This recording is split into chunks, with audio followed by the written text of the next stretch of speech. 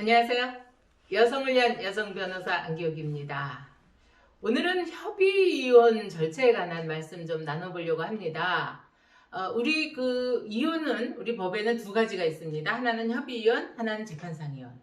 재판상이혼은 민법 840조 1호부터 6호까지의 사유가 쫙 있죠. 배우자 일방의 부정한 행위, 부당한 대우, 생사불명 이런 여러 가지 요건들이 있는데요. 협의이혼에서는 그런 요건은 안 따지죠. 그런데 협의이혼은 재판상이혼하고 가장 큰 차이가 절차에서 뭐가 있냐면요. 협의이혼은 꼭 두 당사자가 함께 신청을 하러 가야 되고요. 그 다음에 숙려기간이 지난 다음에 두 당사자가 또 함께 판사 앞에서 우리 이혼할 거예요 라고 하는 분명한 이혼에 대한 동의를 해줘야 된다는 겁니다. 재판상 이혼이나 재판상 조정 같은 경우에는 당사자가 안 나와도 돼요. 변호사가 대리인이 가서 해도 되는데 협의이혼은 절대 대리에 의해서는 되지 않는다 하는 거죠.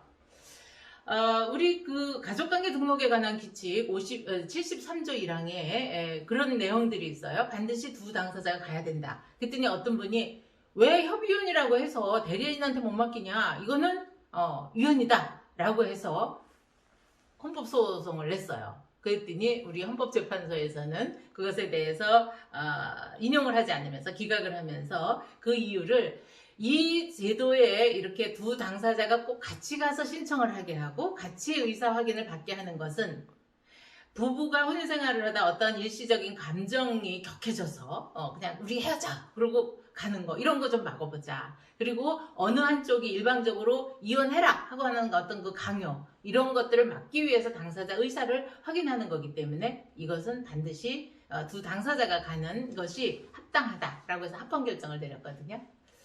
실제로 협의이혼의 경우에는 재판상 이혼과 달리 두 부부가 정말 사랑하지만 어쩔 수 없는 사정에 의해서 헤어질 수도 있어요. 그랬을 때 헤어지는 이유 여하를 따지지 않고 헤어진다는 의사만 분명하면 이거는 협의이혼은 할 수가 있습니다.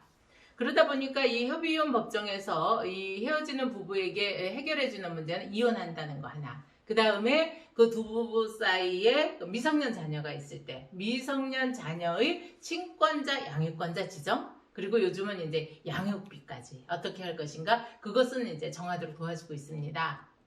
그러나 그 외에 우리가 이혼할 적에 위자료라든가 재산분할이라든가 이런 것은 일체 협의이혼 절차에서는 관여를 해주지 않죠. 그거는 따로 두 부부가 협의를 하든지 아니면 나중에 따로 재판상으로 다퉈야 되는 이런 번거로움이 따르긴 합니다.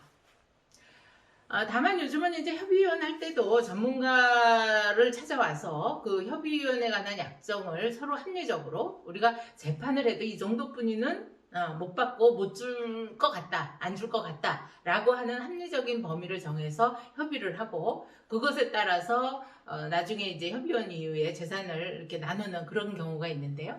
그런 경우는 오히려 이게 신사협정이기 때문에 그게 잘 지켜져서 이혼이 된다면 협의이혼은 그리고 판사 동의만 받아서까지 되는 게 아니고 뭐를 해야 되죠? 구청에 신고까지 해야 됩니다. 그래서 공적장부에 이혼으로 신고가 된 다음에 이 약정은 그대로 이행을 해라라고 우리가 요구를 할 수가 있는 겁니다.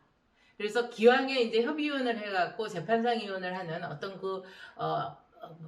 지난하죠. 그런 감정 싸움들을 안 하고 헤어지기로 한 거라면 분명하게 그 약정까지를 이 전문가의 조력을 받아서 해놓는 것이 나중에 또 다른 문제들을 일으켜서 갈등을 일으키지 않는 그런 일이 될 것 같습니다. 오늘은 협의이혼에 관한 절차 그리고 협의이혼의 효과에 대한 말씀 나눴고요. 또 궁금하신 얘기 또 주실 이야기 댓글로 남겨주시고요. 구독, 좋아요 함께 해주세요. 감사합니다.